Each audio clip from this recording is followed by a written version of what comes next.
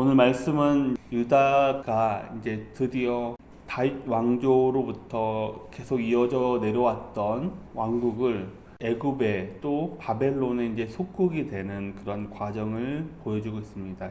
그 앞선 왕이 바로 요시야 왕이었습니다. 요시야 왕은 정말 굉장한 개혁을 단행했던, 성전에서 율법책을 발견한 후에 그 율법책의 말씀대로 종교 개혁을 단행했고, 또 특히 마지막으로 유월절을 정말 그 전에도 그리고 그 후에도 이와 같이 유월절을 지킨 왕이 없을 정도로 철저하게 말씀에 순종했던 왕 다음에 이렇게 몰락이 나타나고 있습니다.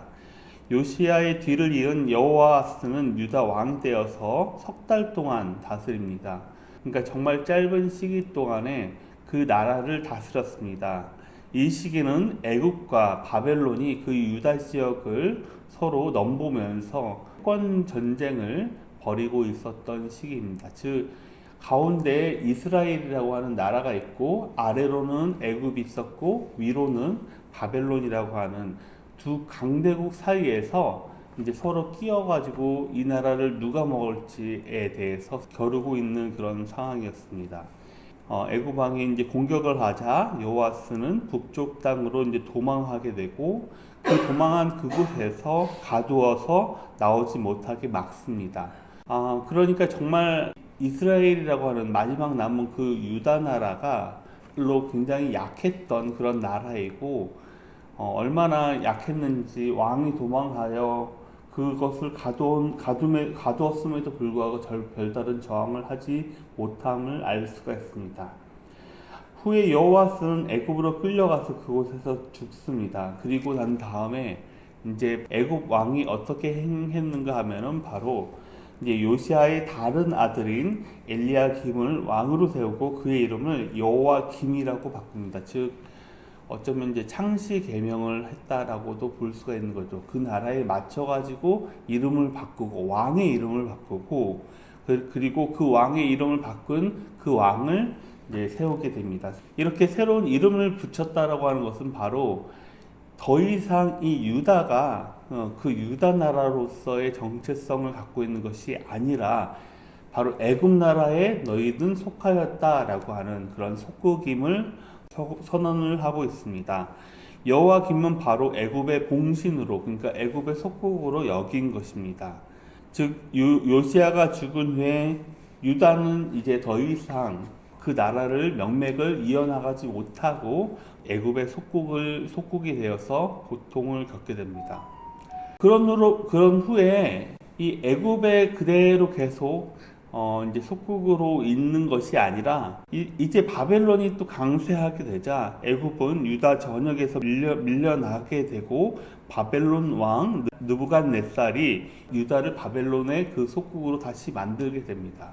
유다는 애굽과 바벨론의 틈바구니에 살아남아야 하는 상황이 됩니다. 3년간 바벨론 속국으로 지내던 중에 여호와김은 바벨론이 애굽과 전쟁을 하면서 전력이 약해진 틈을 타서 애굽과 동맹을 맺고 바벨론 속국에서 벗어나려고 애를 씁니다. 하지만 성공하지 못하고 바벨론은 아람과 모압과 암몬과 연합해서 유다를 침공하게 되고, 이는 하나님이 선지자들을 통하여서 말씀하신 대로 유다를 멸하시게 하려 하는 그런 과정에 있습니다. 오늘 우리가 읽은 말씀은 이스라엘 왕국이 드디어 이제 멸망의 길로 나아가고 있는 그러한 과정을 그려지고 있습니다. 오늘 말씀은 밑으로는 이제 애굽 나라, 그리고 위로는 바벨론이라고 하는 두 강대국 사이에서 끼어 있기 때문에 그런 세계적인 정세로 인해서 이 이스라엘이 멸망하게 되는 것이 아닌가라고 하지만은 그렇지 않습니다. 이 이스라엘이, 즉 유다가 멸망한 것은 세계 정세 때문이 아니라 바로 하나님이 모든 상황을 주관하시고 그분 뜻대로 이루어지고 있다는 것을 우리가 알 수가 있습니다. 성경은 그 이야기를 하고 있습니다. 이 나라 사이에서 이 이스라엘이, 유다가 그렇게 약해가지고 그 나라가 이어가지 못하는 것이 아니라 하나님의 말씀대로 하나님께서 예언하신 선지자들을 통해서 예언하신 그 말씀대로 이어져 내려오고 있다라고 하는 점입니다. 왕이 하나님을 저버리니 유다는 애굽을 섬기는 나라 혹은 또 바벨론을 섬기는 나라로 전락하고 말았습니다. 이처럼 하나님 명령에 따르지 않으니 불의한 애굽의 명령에 혹은 불의한 바벨론의 명령에 따르게 된다라고 하는 것입니다. 하나님의 사람은 그렇습니다. 우리가 하나님 명령을 따르지 않으면 세상의 명령에 또 다른 어떤 힘의 명령에 혹은 우상의 명령에 따를 수밖에 없습니다. 우리가 하나님을 섬기지 않는 것은 단순하게 우리가 종교적인 그런 문제가 아니라 우리 인생의 문제이며 또 우리 앞날의 평안과 미래에 관한 것입니다. 창조주를 섬기지 않는 피조물에게는 하지만 그 앞길에는 더 이상 평안이 없고 그런 화평이 없으며 오직 괴로움과 패망이 따를 뿐입니다. 오늘 말씀을 통해서 우리에게 우리 앞날에 어떤 평안과 또 평안이 없이 고난이 닥쳐올 때 우리가 누구를 찾고 또 무엇을 해야 하는지 돌아보기를 간절히 바라겠습니다. 하나님 말씀을 가벼이 여기지 않는지 또 혹은 우리가 이 세상의 방법대로만 살아가고 있는 것이 아닌지 우리 자신을 스스로 돌아보며 우리 스스로 이 시간 기도할 때 그러한 모습을 다 하나님 앞에 자복하면서 용서를 구하기를 바랍니다.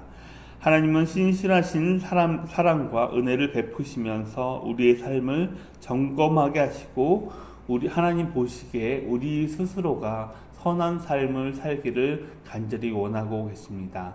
오늘 말씀에 의지하면서 우리 자신이 세상에 속해 있는지 혹은 어떤 다른 것에 그것을 따라가고 있는 것인지 점검하시고 하나님 말씀대로 순종하면서 신실한 삶 또 그러한 선한 삶이 되기를 오늘 하루도 간절히 바라겠습니다.